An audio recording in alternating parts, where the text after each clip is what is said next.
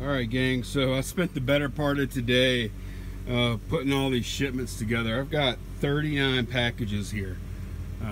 39. This is all USPS. I got a few FedEx there and there that are going to be going to Walgreens. Got a shipping tube over here. Man, it's been a mess. So let's talk about vacations as an eBay seller. And this is something I just experienced because we took it was a 5-day cruise, but then we spent an extra day, as you saw on my video, in Houston. We stayed an extra night, and so we could go yard sailing the next day with Tanya, Thrifty Treasures, and it was awesome. Totally fun. But while I was gone, and this is something everybody has to figure out for themselves, you know, how are you going to handle your vacation as an eBay seller? Like, you know, and there's a number of ways you can do it. Number one, you can just like say, okay, I'm on vacation, I'm gonna just close my store down. And there is a method. If you have all buy it now, like on your store, and you have a store, then you can go to vacation mode. You go to messages in eBay, and then you go to vacation mode, and then you can have eBay hide all your listings. Which is good if you want to make sure there's absolutely no activity in your account, no questions, no sales, no nothing. That's what you would want to do, is do that. Of course, if you have auctions, active auctions running, well, you're kind of screwed. You should have planned a little better. So, I mean, yeah, you can do vacation mode and then choose the selection. This is important. Choose the selection to hide my listings until I return. And then eBay will do that. You won't have any sales. There's a couple other ways you can do it, and this is the way, actually this is not the way I did it, but another way you can do it is you can turn vacation mode on, and you can put like a return date, and you can just,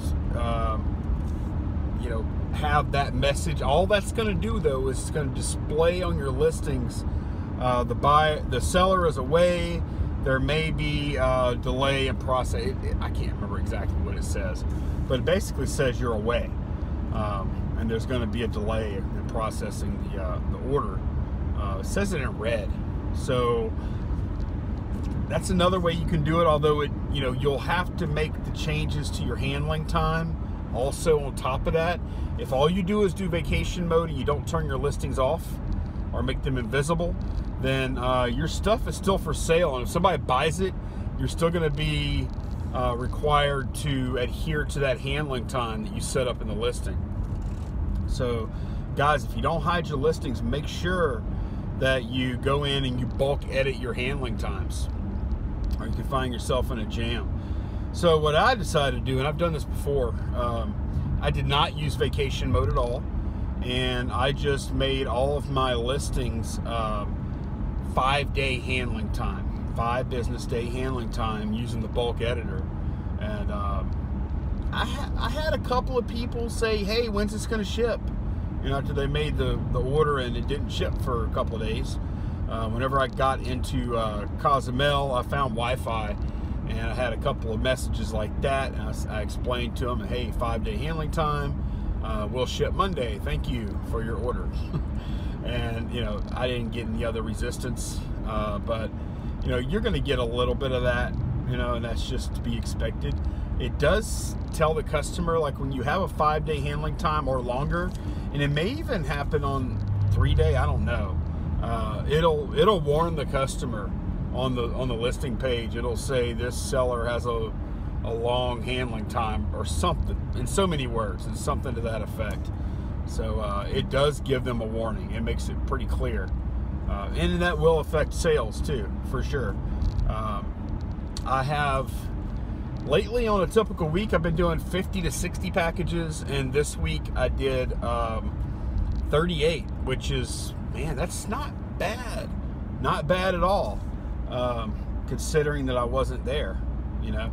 And that's one of the strengths of eBay, is that, you know, you can do local sales versus eBay. But if you're doing local sales, there's one thing you cannot do. There's lots of advantages, but there's one thing you cannot do, is get paid for an item on a local sale while you are not local, while you are away.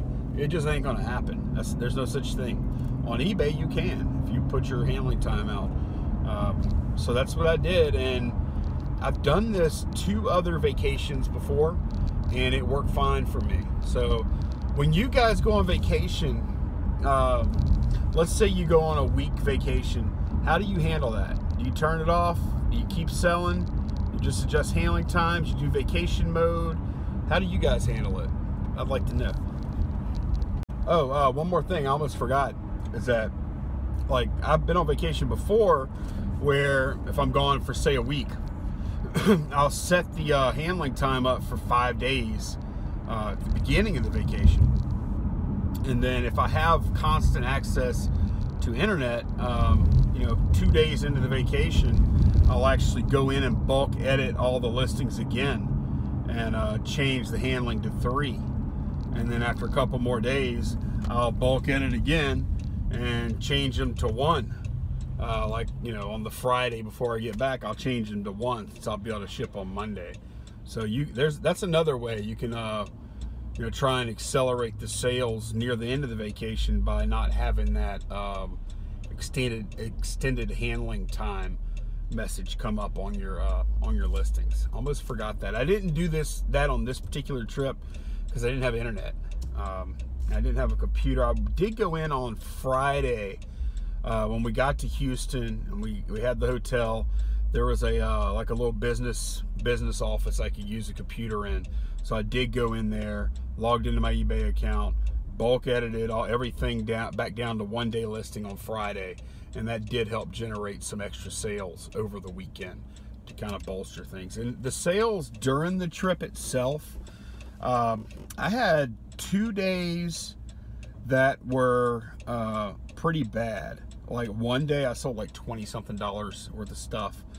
The other day I sold like $60-something worth of stuff. But then the other 3 days, I actually sold over 200 on 3 of the days. So, that's pretty significant. I'll tell you one thing that packaging 38 things in 1 day kind of, illustrated to me is that, yeah, I want to build my store up. I want more items and I want more sales. But at some point,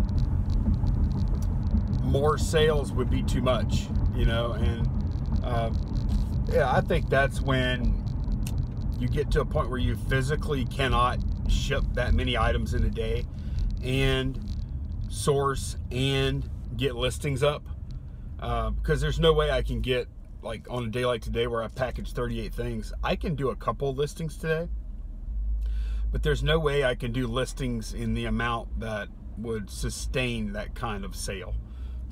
Like if I was shipping 38 things every single day, it would be too much. So, at some point, if I see sales grow to a point where I'm getting 20 sales a day, 25 sales a day, that's when I'm going to say, well, I got to cut out buying this kind of stuff, at the lower end of the profit range. Because this question comes up a lot, average sale price.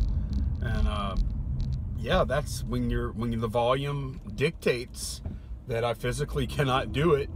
Then that's when I say, okay, I got to cut out, like, this stuff is only making $10 an item and it takes X amount of time, so I'm going to cut it out.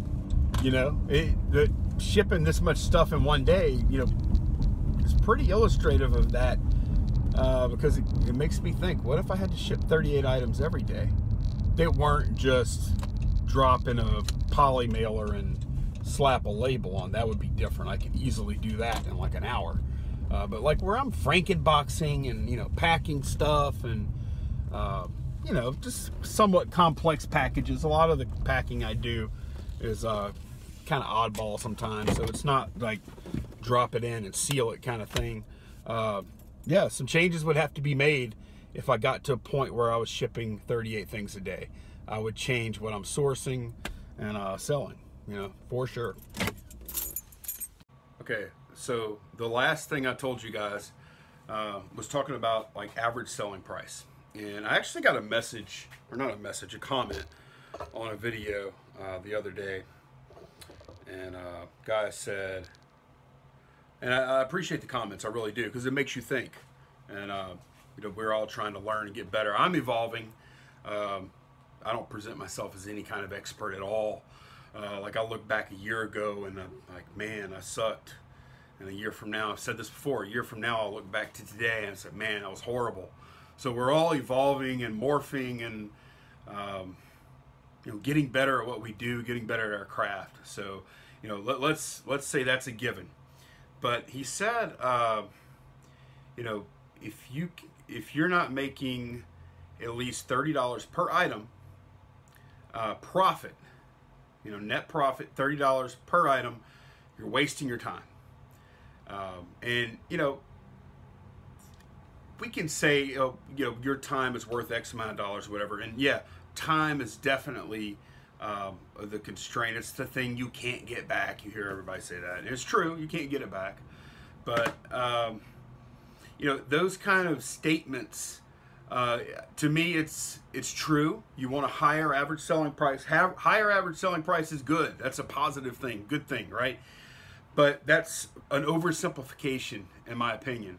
Like, okay, here's an example. All right, so let's say for example, I have this item here, and for this item, and we're going to say I have two items here. All right, both items, let's say,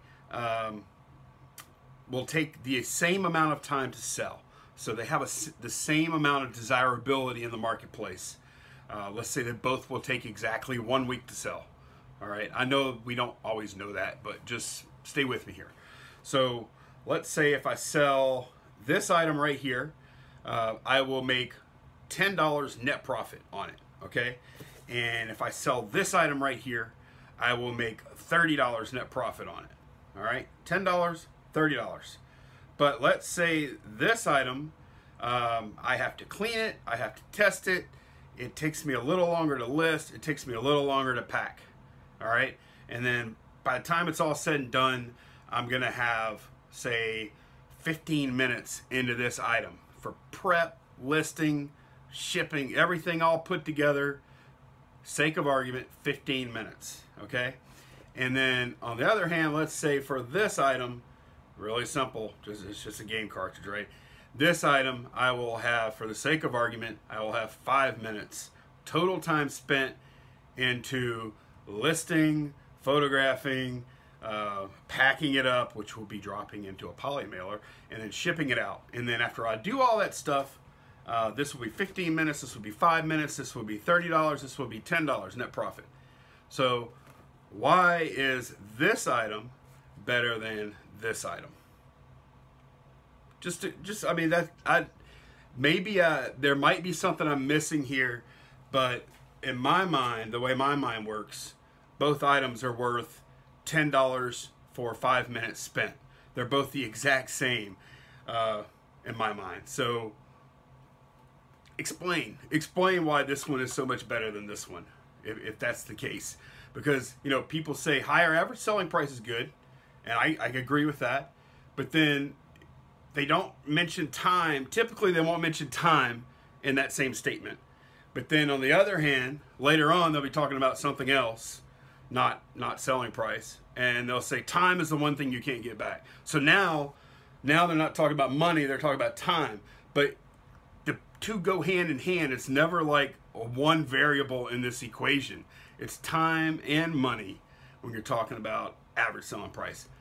Just an idea, just something to think about. And you know, hey, that's where I'm at right now on this kind of stuff. And yeah, I love selling, guys. If I could right now, I would go out and buy everything I would buy and sell. I would make $100 on it if I could, or more. I would love it, and I'm not scared of that kind of stuff. Like if I go out this weekend and I find something that is $500 that I have experience with, that I know I can make $1,000 on, I will buy it. I'm not scared. I'm not scared of that stuff, right? There are a couple of things that hold me back though. Number one would be the availability of those items in my area at that time, at that location, right? Like that stuff is not always available. The other thing and this is the one that I really like, is a lot of times the reason I'm not buying items like that is not, capital. It's because I just don't have the knowledge yet. I'm not ready for that item yet. Like, for instance, I see lots of watches. I see expensive clocks. I see expensive jewelry. I see all these items that probably can make me a lot of money. I just don't have the knowledge yet. And then I dip my toe into those areas. I try a few things out. I learn. I get better, and then I add those things to the arsenal. That's the metamorphosis of a reseller, or I think any trade, is you get better. So that's just a few thoughts. Just a few thoughts on average selling price and the time factor. So just wanted to chat with you guys for a few minutes today. Hope you enjoyed. If you have opinions, and you will, share them down below so we can all read them and think about them and learn together. So take care, guys. Y'all have a good night. Bye-bye.